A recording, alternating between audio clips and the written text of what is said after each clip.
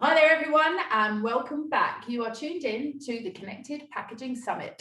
So welcome back. We are now up to our fourth and penultimate talk of the day, and what an insightful morning we are having. We have started with Wibka from TTE Strategy. We learned that good planning is the key to successful connected packaging projects. We talked with Alessio. He told us that 90% of the people creating connected packaging campaigns repeat the activity.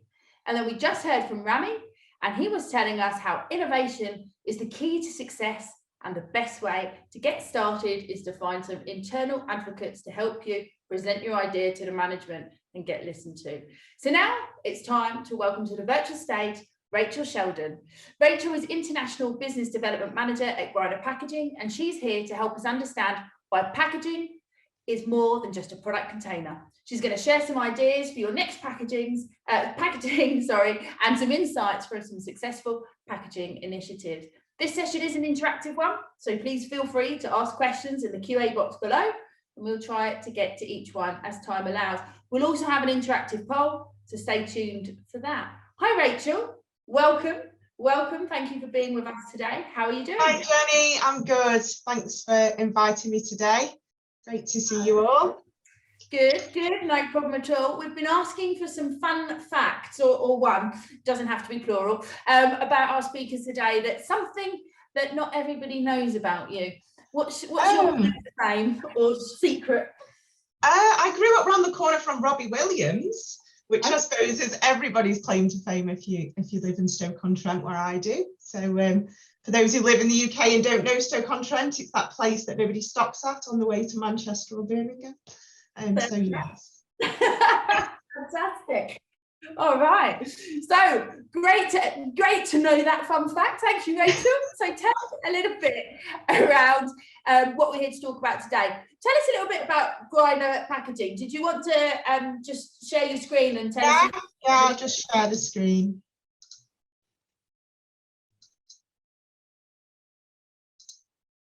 Just tell me, Jenny, when we're there.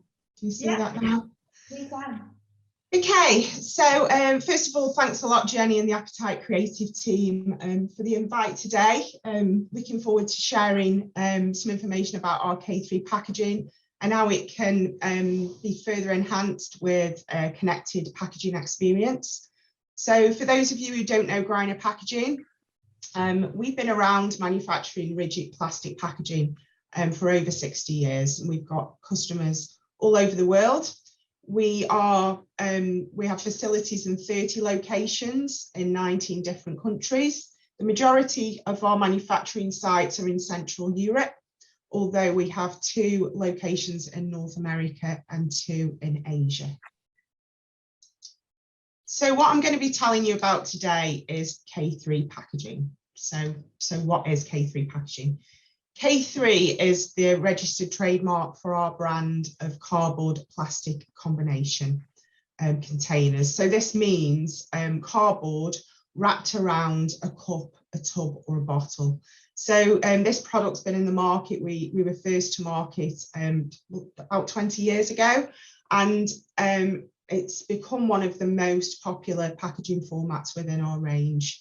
And the great thing about it is that you can minimise the use of plastics, and you can use boards that are virgin or recycled, and the cup inside can be clear or white, and there's lots of opportunities for graphics, and that makes it really popular. Just to show you some of the different markets and applications that our K3 packaging has been used in at present. So we've been successful over the past few years with laundry detergent packaging, and we've won various awards for sustainability around that pack. You'll probably recognise some of our brands within the dairy sector. We've also got ready meals, ice cream packaging as well, and we've got a massive growth area at the moment in noodles, instant noodles. So I'll just take you through some of the benefits. As I mentioned earlier, we can dramatically reduce the amount of plastic that we use versus a traditional direct printed, say, yogurt cup. If you look at the pictures there, the one on the left, so that's a 95 500 gram yogurt pot that you'll see in the supermarket, and that's 11 grams in weight. And then on the right, you'll see the K3 equivalent, and the plastic content has dropped to 7.4 grams. So almost 33% less plastic in that format. And as well, obviously, there's a dramatic saving in CO2 emissions as well. So 17% less CO2. So again, I think it's really important as a plastic manufacturer that we maximise the use of recycled materials. I think there is a place in the world for plastic, even though we get a bit of a bad press. I think we're really determined and committed to do the best we can with the resources that we have. The cardboard that wraps around the plastic can be used from 100% recyclable board. We've got a multitude of plastics that can be used on the inner cups. So your traditional polypropylene. We've started work this year with recycled polypropylene and small batches, and we'll be going into larger production next year. Our recycled polystyrene, which is really popular in Central Europe at the moment, not so popular in the UK. rPET and hot fill PET, which is pretty new. So all of the recycled products, we can put 30% upwards of post-consumer waste into the material. But by default, many of our cups are actually tax exempt from the UK plastic tax. So this is the new tax that's coming into force in April 22. And because the plastic is actually lightweight and the cardboard is heavier, those products that fall into that category are tax exempt.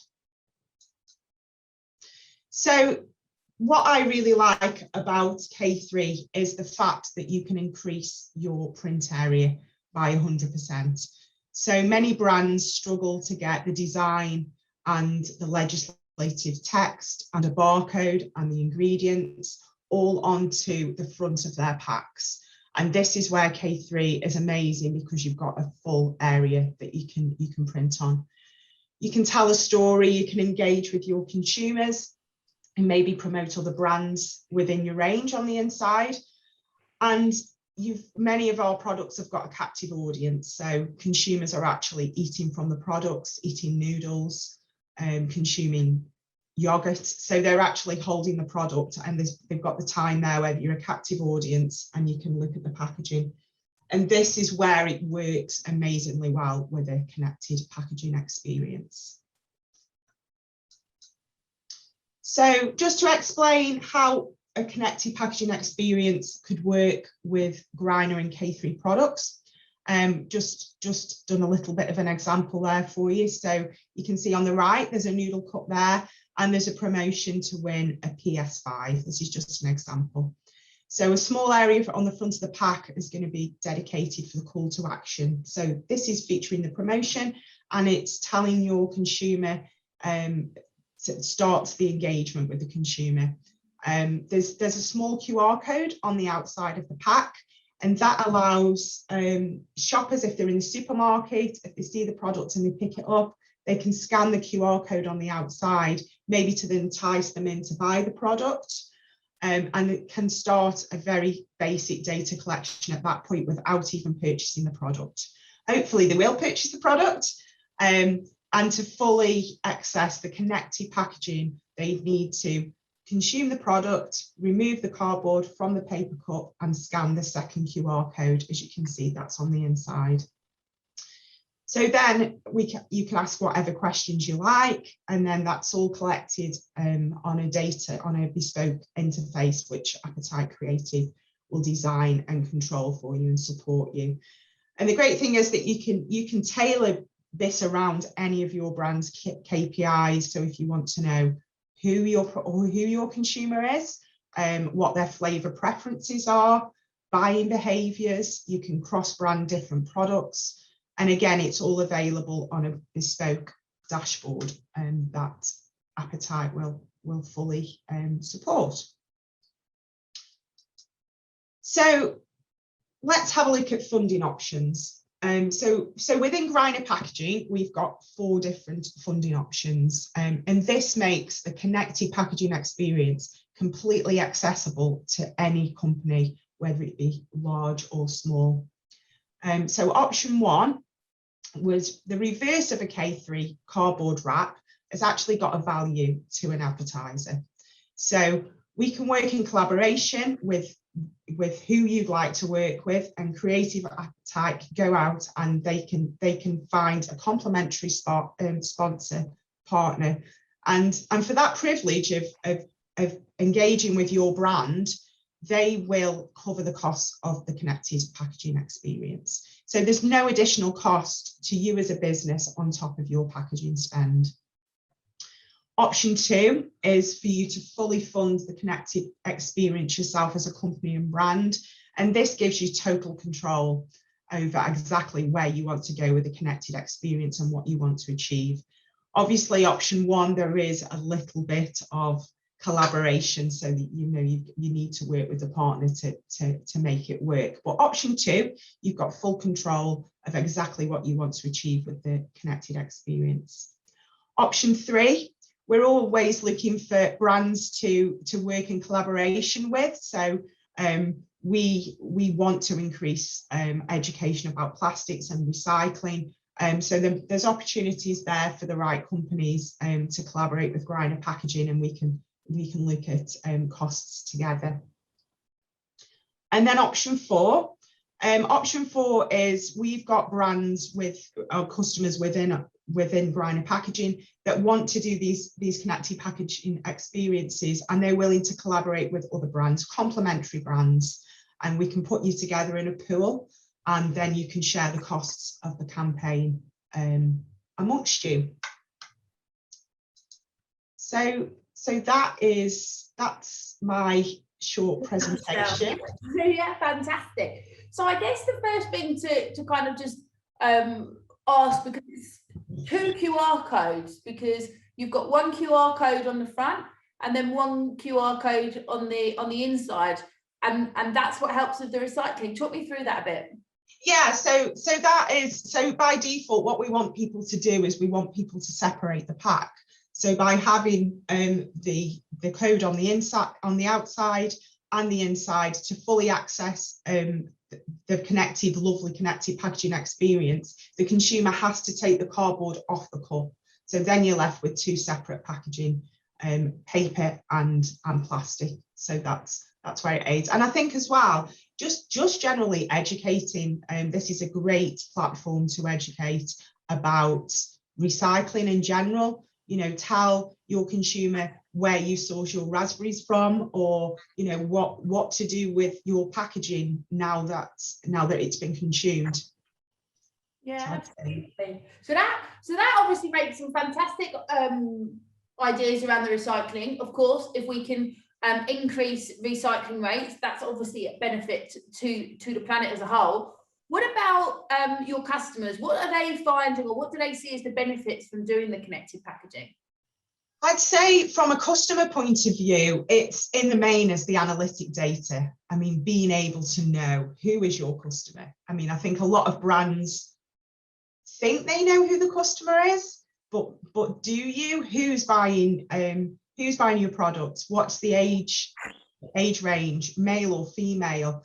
It's really being able to get inside the heads of your consumers, really. And I think it's a very difficult thing to do with a lot of advertised and promotional mediums, but this one does really work well. And I think, again, another massive benefit is that you can try it and it's not going to cost anything, as long as we can find you a promotional partner. So why not give it a go? No, I think that's a really interesting one as well. You can almost dip your toe in the water and see how that works before you kind of go full steam ahead with that as a strategy, which I think is really interesting. What about the data itself? You said there's lots of different things that people could look at. So scan rates, what else could they look at? Yeah, you could look at scan rates. You could look at, maybe ask, how amazing would it be if you were coming up with a new product and you could ask your consumers in advance what flavors they'd like to see. You know, it could be a promotion of, would you prefer a strawberry than a chocolate? And then you could almost, you can tailor make your production and your forthcoming products around exactly what people are looking for. You know, that's I think that's a really useful tool for this. And again, you could use it for, you know, promotions and competitions and the social media aspect. You know, people love a selfie, you know, and you can build in a social media sharing campaign in there, you know, where it's linking to Instagram and it's linking to Facebook, and all the different platforms, and that can all be done around the connected packaging experience. And bring you kind of new, bring you to new audiences as well that might not. Yeah, definitely. Yeah, definitely. Yeah. Sure. And I think as well, you touched on being able to understand the consumer. So once you knew who your consumer was, you could also then target that campaign. So selfies, of course, is great if we're talking about younger audience, perhaps market research for the older. And I think as well, we touched on as well, Jenny, before, is the whole sustainability side of things. So we've got a big presence with Plastic Bank, which is, you know, an initiative with collecting and recycling plastics, and you could link that initiative to any corporate social responsibilities that you've got as well. Maybe run a promotion for buying wind turbines, or, you know, sorting out air pollution or planting trees. That could all be, you know, focused at, if you've got a different, you know, different consumers. Again, but you can establish all this quite easily through this kind of thing. No, definitely. That makes good sense. I mean, connected packaging, as we know, is a reality for many businesses, but not everyone. So there's still a lot of brands worldwide that are yet to look at integrating this solution into their packaging. What do you think are the barriers, or what's preventing brands from taking that step forward? I think most people think, oh, that looks very nice, and oh, that looks very expensive. You know, I think that's the thing, you know, and that's straight away you do these pitches, and then it's oh, how much is that going to cost? You know, and I think that is a big stumbling block. And I think, you know, if you want a campaign that is you know, cost effective, or you want to go bells and whistles, and, you know, there is so many different levels between, and affordable, and ways that it can be funded. You know, if you're willing to go with a promotional partner, and you're willing to compromise and give them a bit of your area, and you know, it's doable, and it's not going to cost anything. So I think that's the main thing, cost. I think another stumbling block was the QR thing. I mean, up until COVID, QR codes, did many people know who they are? If you did know what it was, you needed to download an app, and it was quite difficult. I think now with COVID, that whole QR, you know, fear has gone away, because everybody's just on a daily basis just scanning, and, you know, it's just become part of life with track and trace and menus and the like. So I think that was a stumbling block. You know, definitely. I think yeah, I think it's the technology as well. I think people are a little bit afraid of the technology. But obviously you're the experts, and, you know, you can guide them through that whole process. Yeah, the fear of the unknown, I suppose. Definitely, yeah. Which makes sense. Going back to what you said around QR codes, that leads us to our interactive poll. So we just wanted to ask the audience today, of the people who are with us here, when did you last scan a QR code? Was that today, this week, last month, this year, or I can't remember, never? So we just give that a few more seconds to go. To see. Yes, indeed. So we'll give it 3, 2, 1. So we end the polling there. So, okay, fantastic. 50% of people who scanned a QR code this week. So that's pretty good. Today, 28%. So again, really, really high. That's, 78, nearly 80% of respondents saying actually they have scanned either a QR code today or this week. And then another 11% on last week and 11% in I can't remember or never. No one in last month and no one in this year. I'm not sure what that tells us. But that definitely tells us that over up to 80% of people scanning today or this week. So I think that just really proves the point that you're talking about, which is, QR codes, although they launched around 10 years ago, QR codes obviously had those technology barriers, needing to have to download a QR code scanner, people not really knowing what to do with them. I think, that proves it. People know what to do. And I think that makes it obviously a much more interesting option now for brands to think about.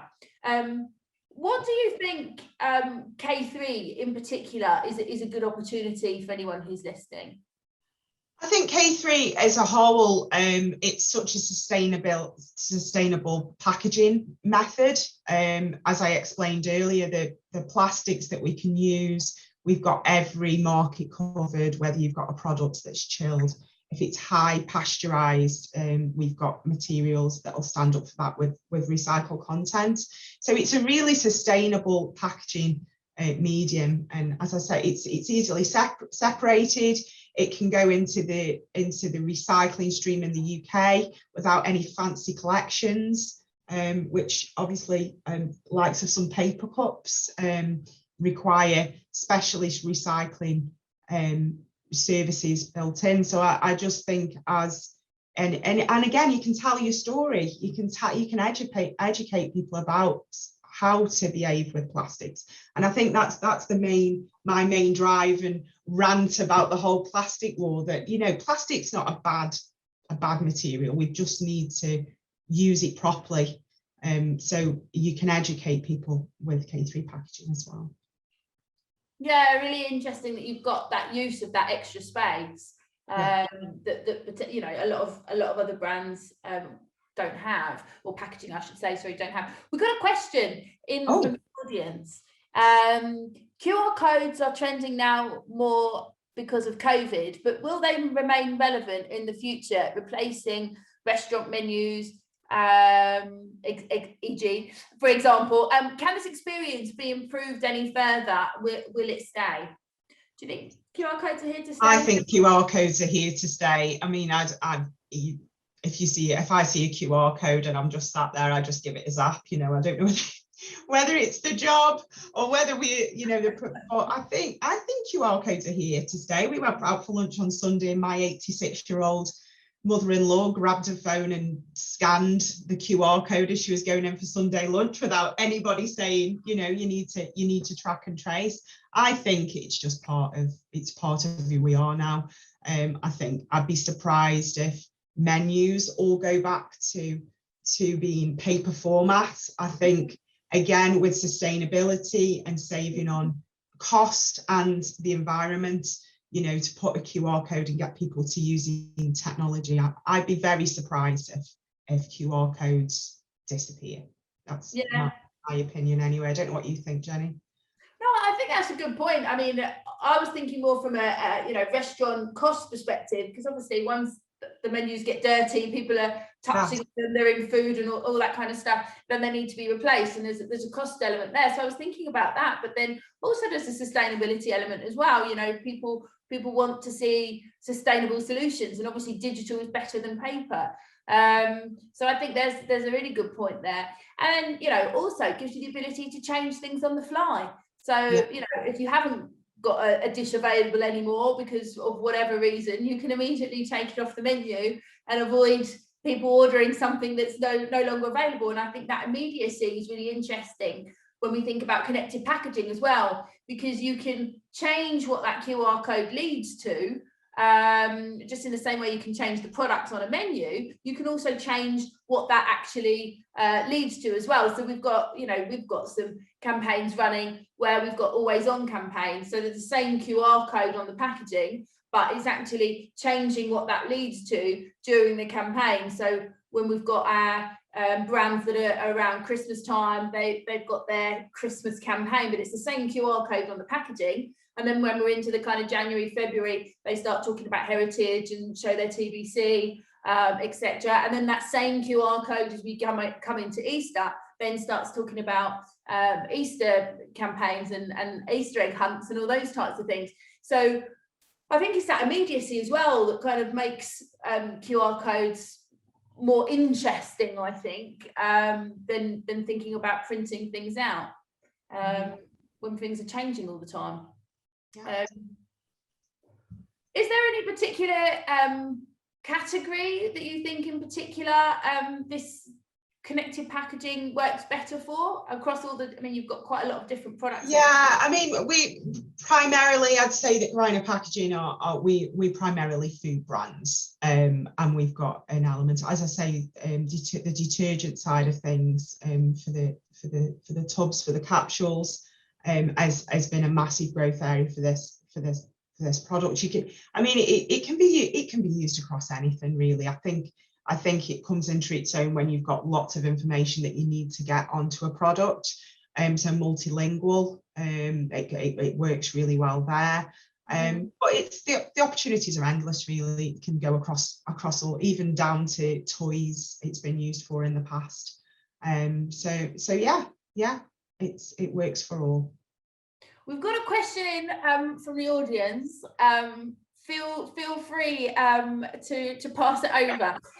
Do you think that one of the technologies that will prevail in the field of connected packaging long term, do you think, for example, QR codes will outrun NFC chips, for example? Over to you. I wondered if that might happen. more your bag than mine. No problem. So yes, there are lots of different ways to do connected packaging. QR codes is just one of them. You can also do NFC. We can help you with that. We can also help you with beacon technology, and we can also help you with Digimark, another way to be able to have digital fingerprinting put onto your packaging. However, in answer to the question, do I think that one of these will prevail? I do think that because of all the reasons that we've just talked about, that QR codes are really in the vernacular. People, are scanning these every day, and it's cheaper than obviously the cost of NFC chips or beacon technology. I do think that QR codes will be the most popular. I do think that as technology evolves, there will be other types of experiences that brands will start moving into, but I think we're just at that cusp of the wave taking connected packaging to the next stage. And I think that once that wave starts to begin moving forward, we will then see other technologies and other experiences. But I think the majority will be using QR codes for the technology there. Was that an okay answer, Rachel? Yeah, that was perfect. Spot on. I want to put it better myself. Great stuff. Well, we're coming to the end of the session, but I just wondered if you could maybe wrap up a little bit in terms of tips for anyone getting started. Is there anything in particular that they should be asking you, or just come and have a chat? We've got 1,200 off-the-shelf products just on cups alone globally at your disposal that you're welcome to come and get samples and chat to us about. Come and have a chat, and I think we've got a fantastic relationship with Appetite Creative, and together we can work with you to show you what's achievable. Thank you. Thanks very much, Rachel. Thank you for your time. Thank you for joining us.